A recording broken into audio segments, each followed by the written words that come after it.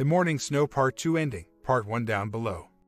I'm just feeling so done with this. I brought up the subject of dating before, and I think I'm going to go ahead and do it now. I don't think I'll become physically active or develop another serious relationship, but I do need to start to have some fun in my life and get my mind off this crap.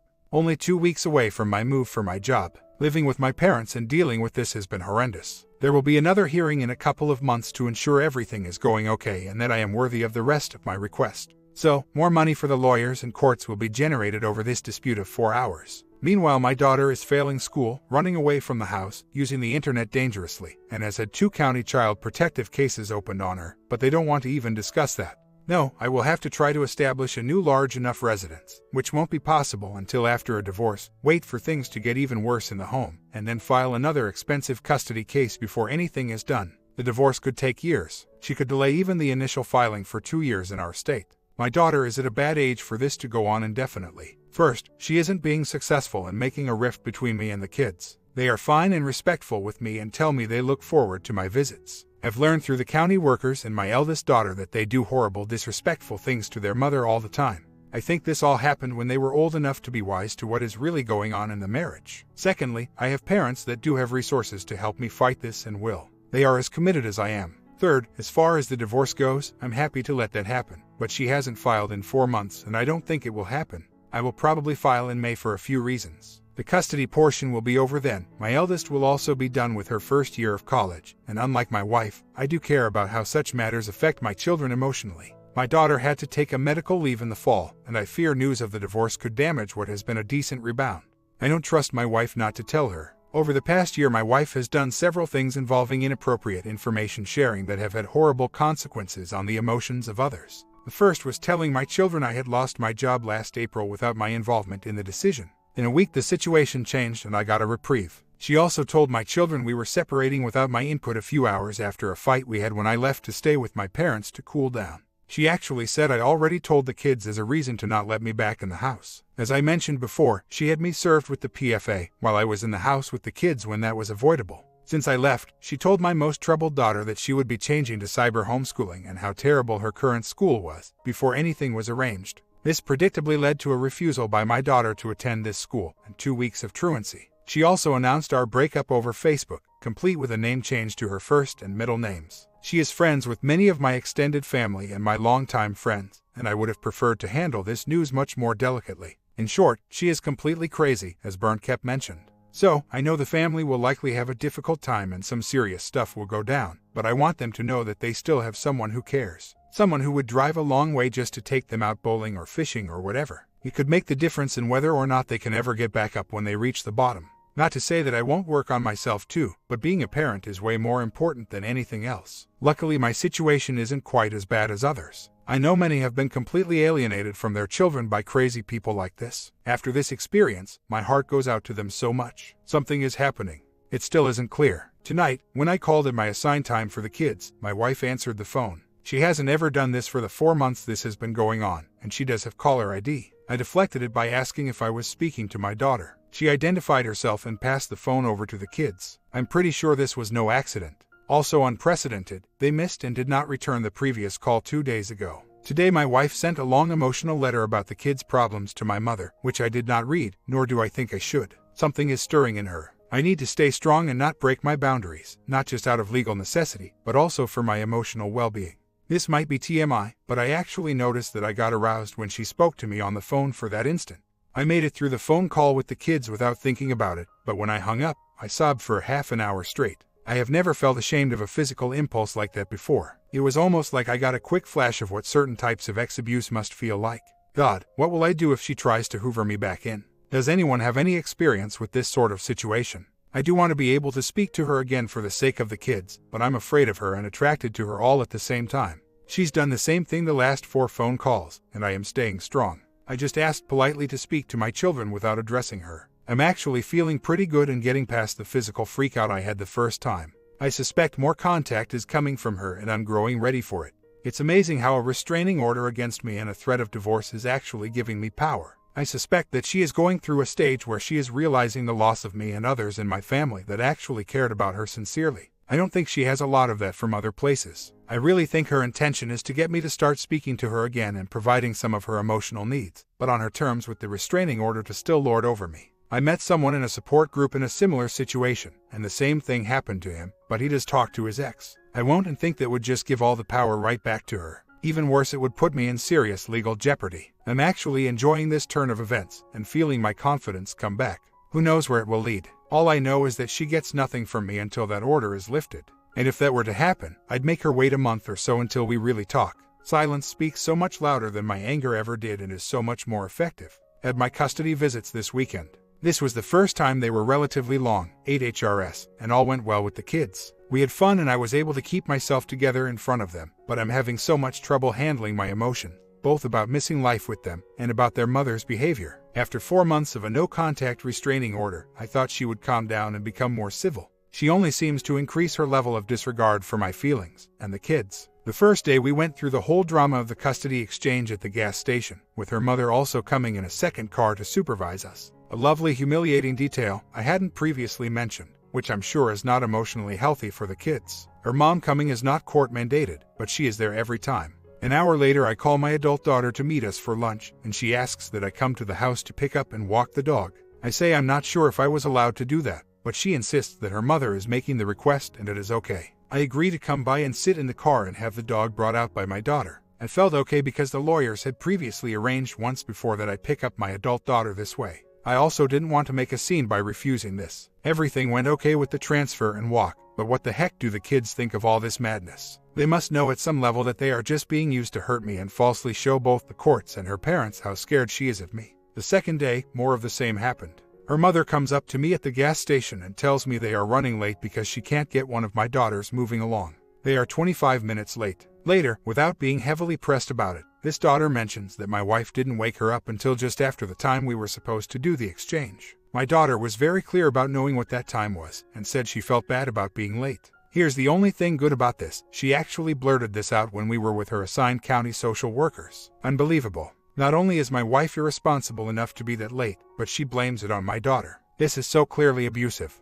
It actually sounds like my daughter was quite quick in getting ready. I have a follow-up meeting with the county workers tomorrow and we will certainly discuss this. One daughter was 10 minutes late for a religious ed class because of this. The other showed up for a full day out with a pair of boots that were half separated at the sole, although she has another decent footwear. She also sent them without the bathing suits they needed for swimming, which they were looking forward to doing with me. I had my daughter arrange to get the bathing suits, and we did the same awkward exchange at the house we did the first day. I'm starting to think I need to just get duplicates of everything I need for my kids, bathing suits, shoes, etc., and keep them with me. My wife clearly has no interest in being cooperative, and this will drive me crazy. The county workers have even mentioned to me that for the sake of our children she should modify the protective order to at least allow email communication to facilitate some of these simple details. Apparently piling more hurt onto me is way more important than exhibiting basic decency for the sake of the kids. The adult daughter is back to college this week, so she won't be there to facilitate the manipulation for a while. Of course, the other manipulative ace she has is still being played. I called up tonight after the visit at my assigned time to say goodnight to my daughters, and of course she answers again. What the heck? She's either completely insane or the cruelest person I've ever met. All these petty games while my daughters, especially the one, are in serious trouble. It would be one thing if the kids were mostly fine and she were doing this, but they are a complete mess as I mentioned in my previous posts. All of this is not going to end well. I'll need to walk a very fine tightrope to come out of this unscathed and protect my children. I just emailed my lawyer and asked him to initiate divorce proceedings. I should have done this months, if not years ago. What finally tipped me over the edge is that I think my wife is seeing someone. The reason I suspect is twofold. For one, she has been leaving the kids at home alone. 2 Thursdays in a row she has been out when I had my scheduled call. Every other time she has answered the phone.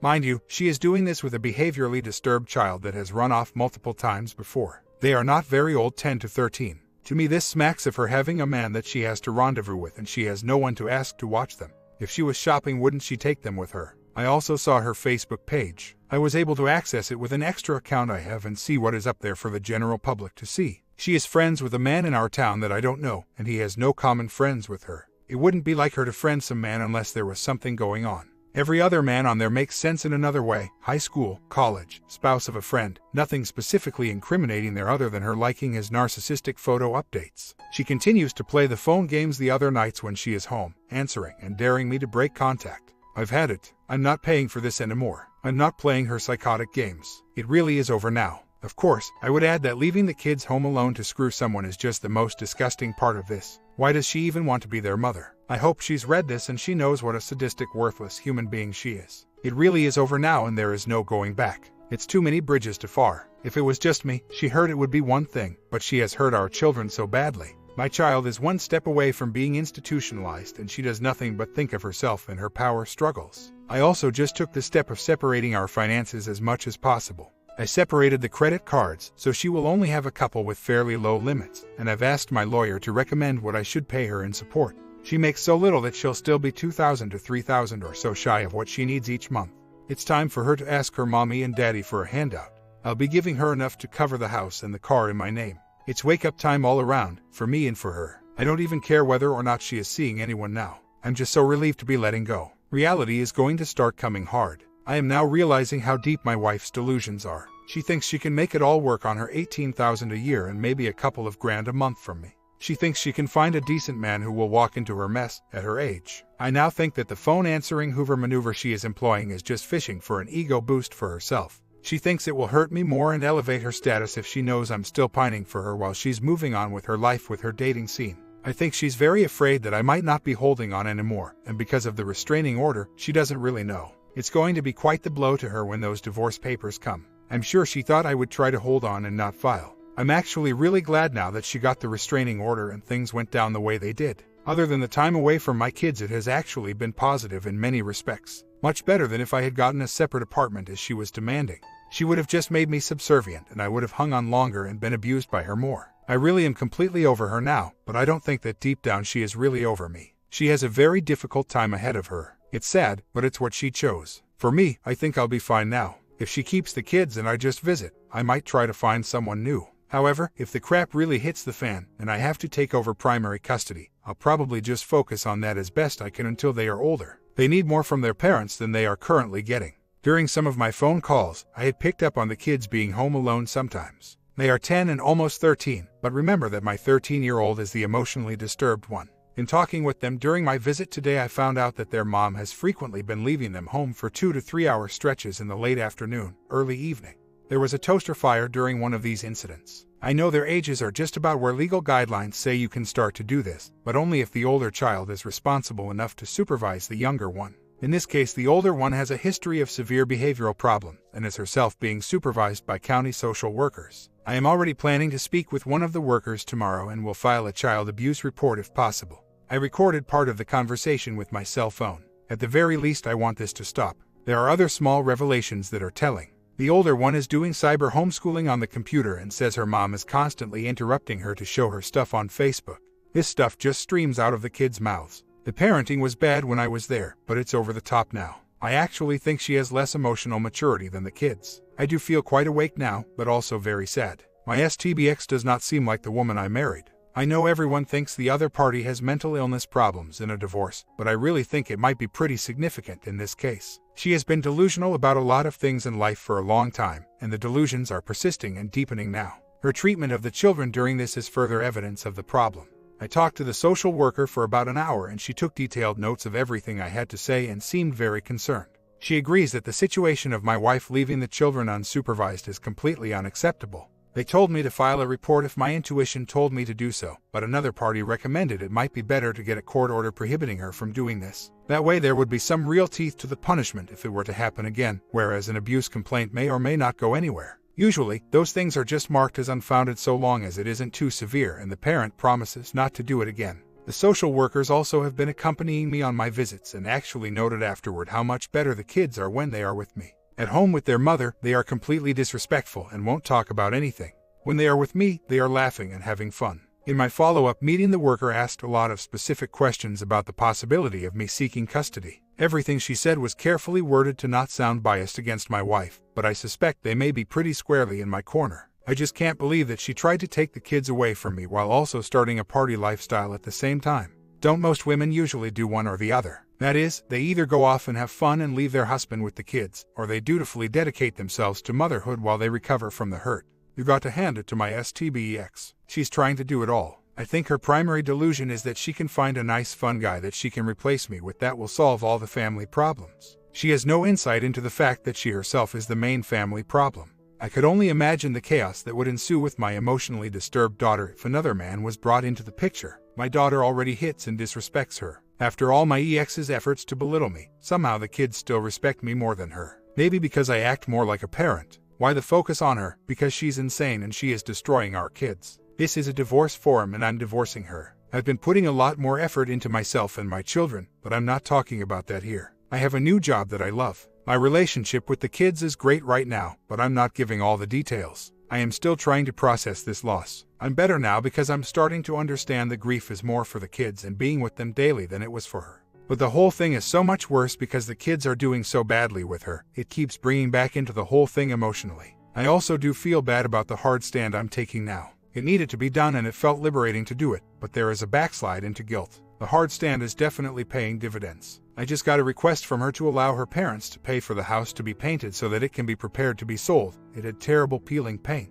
It sounds like they've told her that they will not support her to live in her current lifestyle. It would require thousands per month, indefinitely. She is also practically a hoarder, so leaving that house will not be easy for her. However, for the family's sake, I'm so happy to hear this. I really need to get my family out of that house. Whatever the future holds, it is the first step toward sanity. With regards to the hoarding, it's hard to say. I haven't seen the inside of the house for months now, so I really don't know if she's been good or bad about that lately. She can be functional with that when she wants to be, but usually at least a few rooms are pretty bad, especially the kitchen and dining room. Might be good to ask the social workers how that is right now. The house and property have a lot of storage space, which is full of tons and tons of useless stuff. I also had a lot of tools from all the work I did in the house. That's one of the real ironies here. I pretty much rebuilt that house and she has appropriated it for herself. It really was a shameless move and it's hard to imagine that she can't have some guilt about it.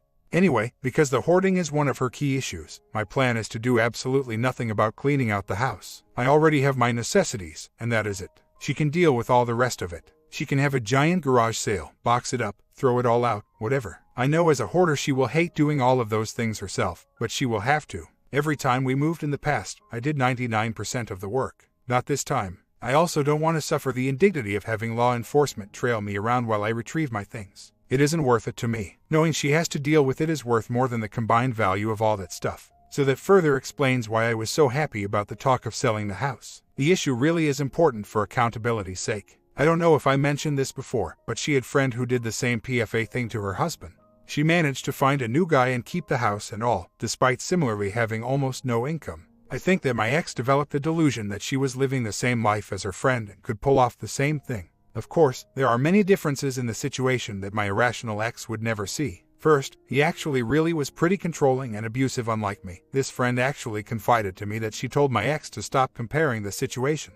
Secondly, their house was nearly paid off and they had additional financial assets. We have about enough equity to pay our credit cards off. Also, this woman was close to 30 while my wife is 45 and well past her prime. There are of course also the severe behavior problems with the children. It's all a big delusion. Tonight's phone call to the kids was full of lots of passive-aggressive action. The ex answered herself, as is now her habit, and put the phone on speaker as she hands it to my younger daughter. I can hear the echo. A few seconds later there is loud laughing in the background as my ex is talking to her brother on another line or Skype or something.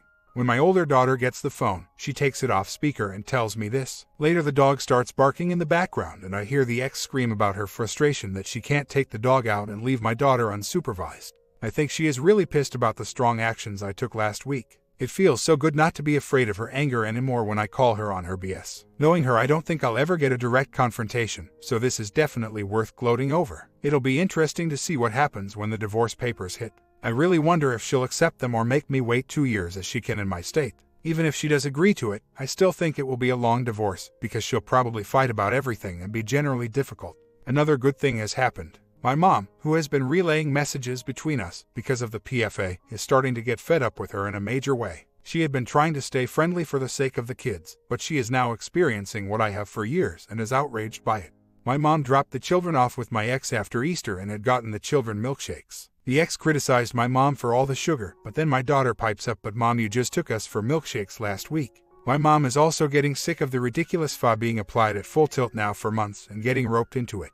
She had to bounce back and forth several questions about our tax returns, etc. It can't all be done by the lawyers, because sometimes they act too slow, and using them for every last thing would be astronomically expensive. I don't even live in the same state anymore. The full no-contact PFA is just being used to humiliate me. I think my mom might be finally working up to telling my ex off. It would be huge, because she's always been deferential to the utmost. Although supportive of me, she has not really seen clearly the monster that my ex is until now. My mom kept telling me that the behaviors were not as bad as they seem and also counseling me not to be strong for fear of her retaliations. It's pretty simple and bald-faced. She drove me crazy with her narcissistic delusions, and then kicked me out of the house that I've paid for and renovated with my own sweat and blood, and now has topped it off by emotionally abusing and neglecting my children while she lives it up. I can see where this is all going now. There will be a new guy emerging out of the woodwork shortly. My middle daughter will freak out and have a major incident, run away or do something violent.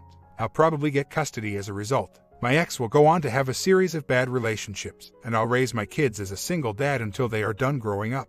I think I'll be fine with that, but there is still a lot of pain ahead for all of us. Now the crazy is really starting to come out. I had my visit today with my kids. They live in a relatively small town, and I've been taking them a lot to a grocery store that has a large cafe. It's a good indoor spot where we can sit and play board games for as long as we wish. Because I don't have a home when I visit, frequenting this place is almost a necessity for me. Anyway, guess who shows up at the cafe today? The ex, of course. There is no way that wasn't an accident. I'm sure the kids have told her what we do and where we typically go. Anyway, we had finished lunch and were just talking. I see the ex at the other side of the store as I am throwing away the trash, and I get nervous. I'm hoping that she is just shopping and goes away. I return to the kids and she just waltzes by and sits a couple of tables away from us. I immediately have to tell the kids it's time to go. They look awkwardly at their mother, but no words are exchanged by anyone. When we leave, I hug my kids and tell them I'm sorry things are that way, but that I'm not allowed to be there. I really didn't know what else to say. We get in the car and she calls my daughter on her court-mandated cell phone and asks her where we are and what we are doing. At this point, I'm shaking with fear and feeling so bad for my kids that they have to go through this. I just drove off and decided to go over to the next town an hour away and see an attraction we had never been to before. I just stayed there the whole day. We sat and played cards in the food court of the local mall. I don't think I can prove that this is stalking. I'm sure this has something to do with the pressure I've put on her recently and that she is upping the ante. She has no shame about what she is putting the kids through with her behavior. I'm also wondering if she may have deliberately tracked us down. Could she possibly have hacked my location through my cell phone? Maybe she has a spy at this grocery store. I'm beyond even trying to think about what is going through her head. It's just pure madness. She's getting everything she wanted: the house, the kids, my humiliation with the restraining order, and a divorce, but it isn't enough. I just signed the divorce petition and put it in the mail before the visit. What is going to happen when she is served with that? I'm scared of what this might escalate to. Anyone have any tips for things to do to protect myself? Denial is the name of the game. The financial action I took a few weeks ago really pushed a button, and I think the crap is hitting the fan. She has not responded to 2 letters from my lawyer during that time requesting that the mortgage, car payment, and a couple of other joint bills be forwarded to me so I can pay them from my own account. It is more than the recommended spousal and child support. It's now close to the first of the month and I have no idea what she is doing with the bills. I had my mail forwarded, but I'm not sure if everything will reach me, especially if both of our names are on it. Some of it may be paperless too. I have no idea. She just doesn't want to face this. It's unbelievable. I think ignoring letters from my lawyer about this might get her in some hot water legally. She also learned about the divorce filing. She hasn't quite been served, but it is imminent and her lawyer spilled the beans, my lawyer told me. I've had 2 phone calls with the kids since then. She answered both times. I can tell she wants to talk to me but can't bring herself to do it. The first time she sighed and with a real kind voice said, "Hi there, how you're doing?" The second time she just sounded really sad. I stayed strong and just asked to speak to the kids. This time I can't be the one to reach out to her as it always has been in the past. If she wants to speak, she has to go to the court and remove that protective order. I just won't do it under this duress. She is still going out almost every night. The kids tell me so. At least their grandmother is watching them now, or at least I'm being told that. The denial is really, really deep. Any rational person in her position would be having the mother of all garage sales, renting a dumpster, and doing everything else you'd need to get out of that house. Perhaps her parents have told her they are going to buy it for her. Who knows? One of 3 things is going to happen. 1. She plays hardball in the divorce, thinking she'll be able to get more out of me because of the abuse. 2. She takes advantage of the 2-year delay period possible in my state. Or 3. She finds a reason to try to reconcile with me. I honestly don't know which of the 3 it will be. Maybe it will wind up being number 2. Number 1 isn't going to happen, because I've been a model citizen with respect to the PFA, while she's shown herself on multiple occasions as trying to bait me to break it. I also have several counselors and social workers who have told me they would testify if needed on my behalf that I am not an abuser. Number 3 will not work either because I've had it and I'm not going back. My list of demands for that would be so stringent that she could never bring herself to comply. They would be that the home is sold and our debts are paid with the equity and we never buy a house again. She would have to get a real job outside of the home. She would also have to undergo rigorous psychiatric evaluation and take the advice of the professionals involved. Our finances would also stay separated indefinitely. There's more, that's just the beginning. So anyway, she'll probably just choose the route that allows her to deny and procrastinate. My comments: you are in a power struggle. Guess what? To win your life, you must win this struggle. You didn't choose it, but freedom beckons. Claim it. Let the chips fall where they may.